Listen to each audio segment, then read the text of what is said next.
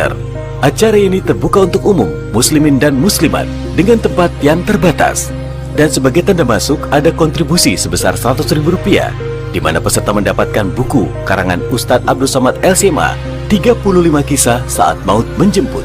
Untuk informasi lebih lanjut, hubungi 0812 7033 3673, 0812 7033 3673. Dan registrasi pendaftaran ditutup 30 November 2021. Acara ini diselenggarakan oleh Muslimah Sahabat UAS Batam dan didukung oleh Big Radioku, Inspirasi Spirit Hati.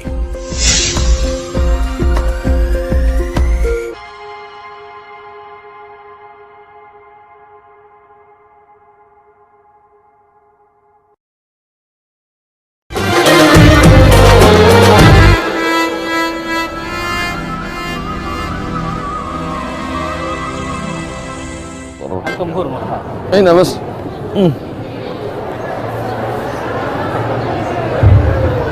Bismillahirrahmanirrahim.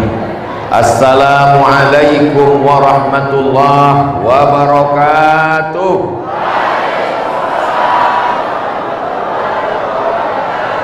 Apa kabar bapak-bapak, ibu-ibu semua, sehat?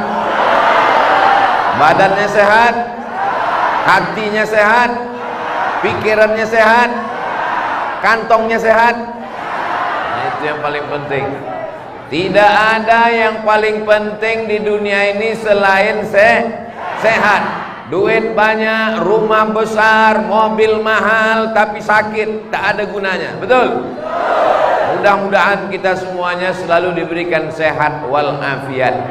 Terutama Tuan Guru Habibur Rahman LC beserta keluarga besar Pondok Pesantren Rabbani Wanasaba, beserta majelis guru, para santri, para wali murid, hadirin hadirat semua yang hadir ini dimuliakan Allah Subhanahu wa taala.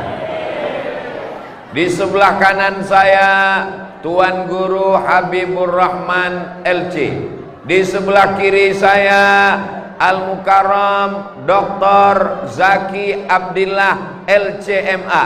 Kedua-duanya alumni Al-Azhar. Mudah-mudahan anak-anak bapak ibu juga bisa belajar ke Al-Azhar.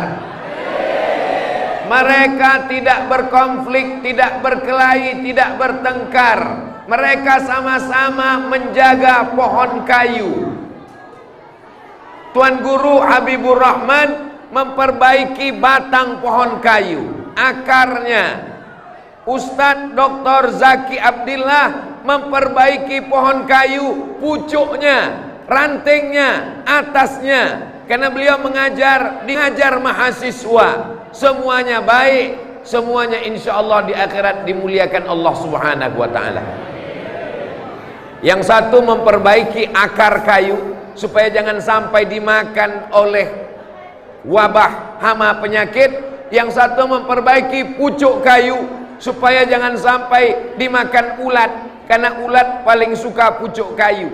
Itu ada diperlihatkan di TV dalam iklan, pucuk.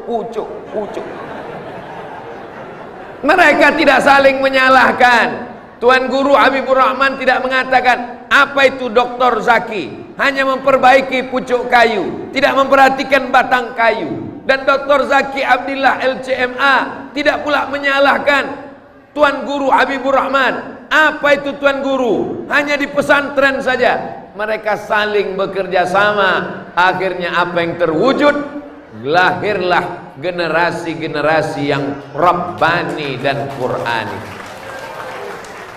yang mengajarkan mereka Al-Quran. Tuan Guru Habibur Rahman dari mulai malam tahajud, habis subuh, habis zuhur, habis asar, habis maghrib, habis isya, sebelum tidur malam mengulangkan hafalan Al-Quran beliau, sehingga lahirlah para penghafal Quran di Wanasaba di Lombok Timur ini. Tapi setelah anak-anak ini hafal Quran, setelah mereka menguasai Al-Quran, datang Ustadz Abdul Somad menyerahkan ijazah. Berikut ini penyerahan ijazah wisuda oleh Al-Mukarram UAS yang sudah dirubah menjadi Tegas.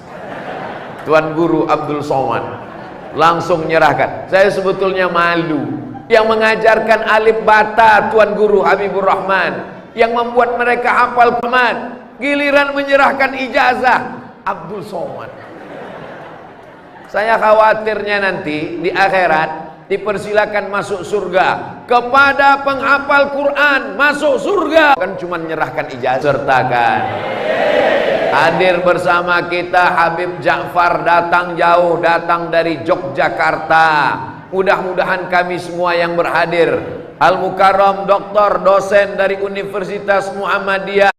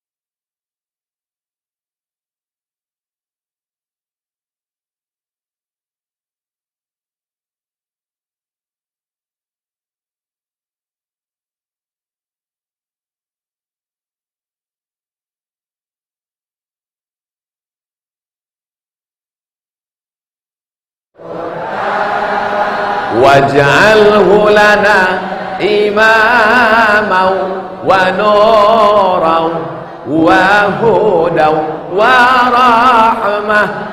Allahumma kirna minhuma nasina wa alimna minhuma jahilna warzuqna tilawatahu ana al-laili wa atrafan nahar waj'alhu lana hujjatan ya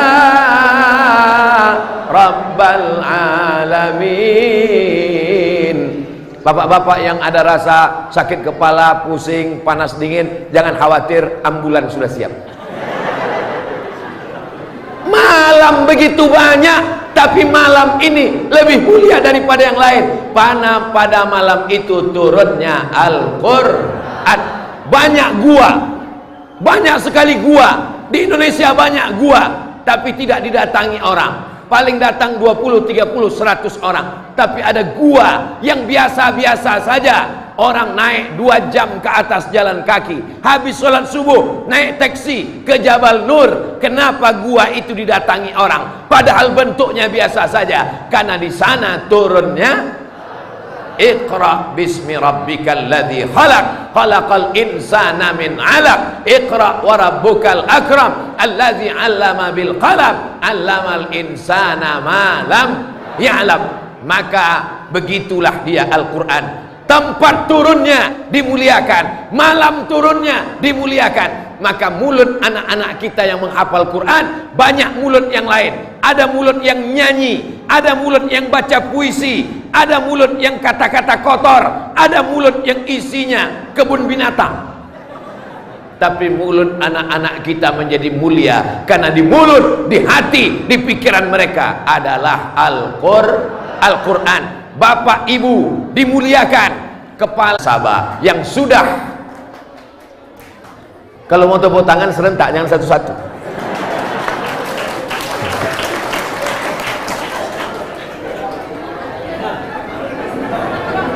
Pesantren Ar-Rabbani wa Nasabah yang sudah mendaftarkan anaknya ke pesantren Ar-Rabbani wa Nasabah mudah sampai tamat, amin.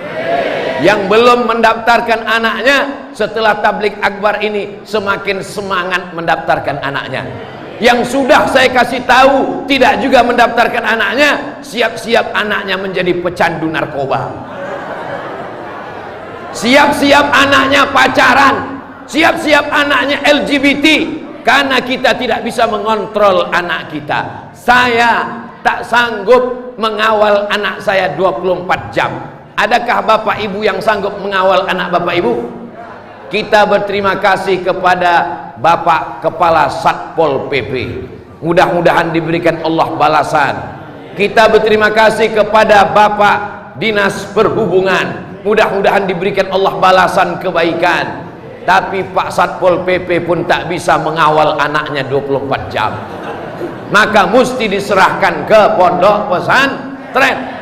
Anak saya, keponakan saya sendiri yang menunjukkan pesantrennya, mengantarkannya. Karena aku Abdul Somad lemah, tak bisa menjaga mereka 24 jam. Banyak pekerjaan, banyak urusan, keliling Indonesia dari Sabang sampai Papua. Maka kelemahan kita ditutupi oleh guru-guru. Hai ayah-ayah, hai bapak-bapak, hai ibu-ibu, masukkan anak kalian ke pesantren. Sudah kusampaikan ya Allah, saksikanlah ya Allah. Kalau ada anak-anak di Lombok Timur yang narkoba, yang sakau, yang mabuk, Abdul Somad tidak disalahkan lagi di padang mahsyar.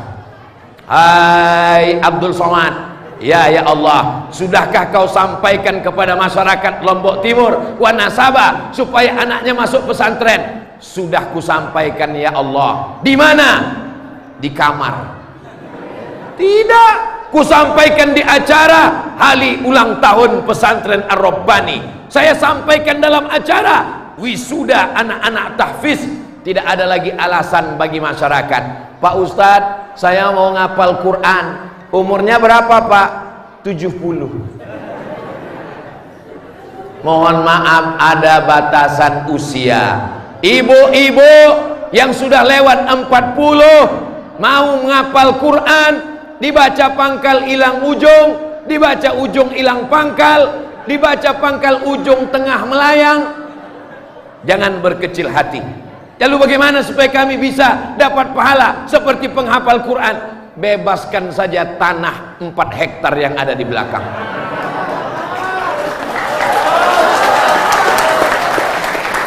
Kita tidak bisa ngapal Quran, kita tidak bisa jadi tuan guru, tapi kalau kita support pondok pesantren, anak-anak menghafal Quran, pagi, petang, siang, malam baca Quran, di sini mereka tahajud, maka pahalanya mengalir juga ke kita. Tapi tetap sholat, bukan somat.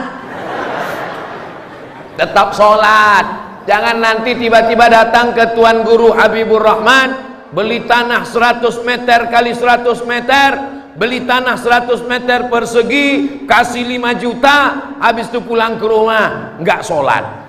Pas ditanya sama istrinya, abang nggak sholat, pahala penghafal Quran sudah mengalir. Bapak Ibu yang dimuliakan Allah Subhanahu wa taala, 1, 2, 3 sak semen. 1 sak semen tidak sanggup.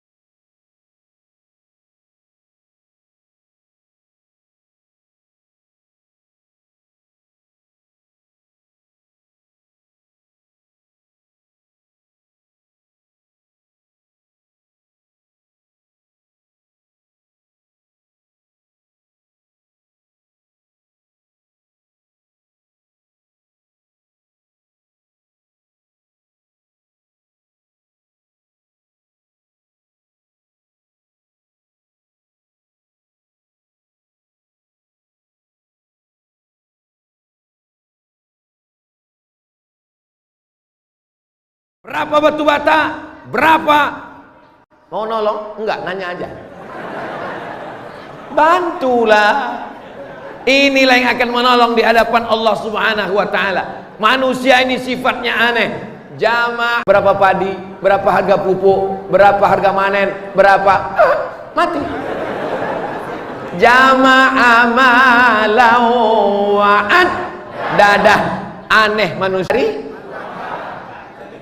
Aneh manusia, tidak sempat dinikmati. Pergi ke rumah makan, makanan sudah ada macam-macam, gulai kambing, ayam taliwang, rendang, daging, jengkol, petai, semua sudah ada, tapi satu pun tak bisa dimakan. Mau makan daging, kolesterol. Mau minum teh manis, gula darah naik. Mau makan jengkol petai, asam lambung kumat. Akhirnya cuman makan rebus kentang tidak pakai garam. Yang sudah makan rebus kentang pakai garam, jangan tersinggung, karena kalau tersinggung mati. Lalu mana yang kekal abadi? Nih, pondok pesantren akadnya adalah wakaf. Kalau sudah wakaf, 3, la yuhabu, tidak boleh dihibahkan, wala yurasu, tidak bisa diwariskan, wala yuba'u, tidak bisa diperjualbelikan. Bapak Ibu jangan takut, jangan khawatir, karena Tuan Guru Habibur Rahman sudah menjelaskan akadnya adalah akad wakaf. Tadi begitu mobil sampai, saya lihat Masya Allah, gunung menjulang di belakang, di bawahnya ada awan, melihat ke bawah kebun menghijau, suasananya indah luar biasa. Penghafal Quran insya Allah pikirannya terang benderang, jalan-jalan sambil ngapal Quran, jalan-jalan ngapal Quran. Pas ditanya sama gurunya, sudah berapa juz? Lupa saking indahnya pemandangannya.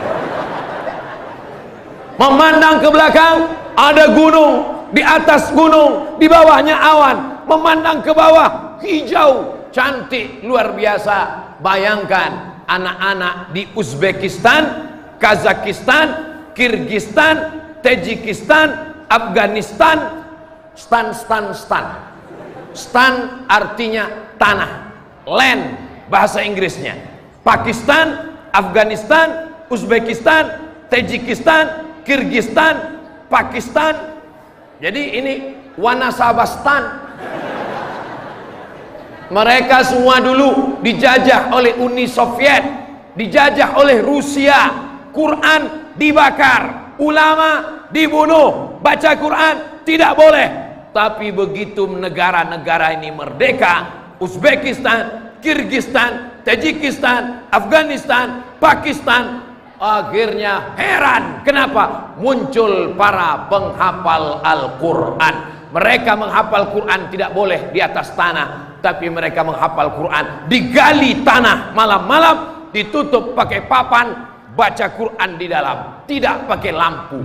Bagaimana cara baca Quran tidak pakai lampu? Metode yang dipakai namanya metode talqin. Metode talqin. Apa itu talqin? Seperti talqin orang mati. Orang mau mati ditalqinkan, la ilaha illallah, itu namanya talqin. Dibisikkan ke telinganya. Kalau ada orang mau mati, bisikkan ke telinganya, la ilaha. Kira-kira kalau Ustaz Somad mau mati tetap dibisikkan nggak ke telinganya? Tetap. Jangan nanti kalau Ustaz Somad tiba-tiba jamaah, gimana? Ustaz Somad kita bisikkan? Enggak usah, dia udah tahu bacaannya. La ilaha. Ibu-ibu mau mentalkinkan bapak? Ibu-ibu siap mentalkinkan bapak? Besok subuh kalau dia nggak sholat, bisikkan, la ilaha. Namanya metode talqin. Karena anak-anak tidak bisa baca Quran, lampu tidak ada, gelap gulita, guru membacakan Quran. Bismillahirrahmanirrahim. Bismillahirrahmanirrahim. Ar-Rahman, Ar-Rahman, 'allamal Qur'an, 'allamal Qur'an, khalaqal insan, khalaqal insan, 'allamahul bayan. Anak-anak tidak pernah baca Quran tapi hafal Quran. Allah menyertakan mereka. Kita di Lombok Timur, di Wanasaba, tidak ada PKI, tidak ada komunis, tidak ada yang melarang baca Quran. Jadi kalau di tempat kita anak-anak hafal Quran, itu normal, itu wajar. Tapi kalau ada yang tidak baca Quran, neraka jahanam tempatnya. Na'udzu. Rabbana atina fid dunya hasanah wa fil akhirati hasanah wa qina azab. Dalam masalah fikih kita bisa ikhtilaf. Betul apa betul? Contohnya? Bismillahirrahmanirrahim. Alhamdulillahi rabbil alamin.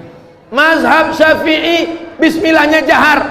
Bismillahirrahmanirrahim. Mazhab Hanafi dengan Ambali bismillahnya sir. Alhamdulillahi rabbil alamin. Mazhab Maliki tidak baca bismillah sama sekali. Alhamdulillahi rabbil alamin. Saya ulang sekali lagi. Mazhab Syafi'i bismillahirrahmanirrahim. Mazhab Hanafi dan Ambali. Mazhab Maliki nggak pakai bismillah, langsung alhamdulillahi rabbil alamin. Pak Ustadz, boleh tanya? Boleh.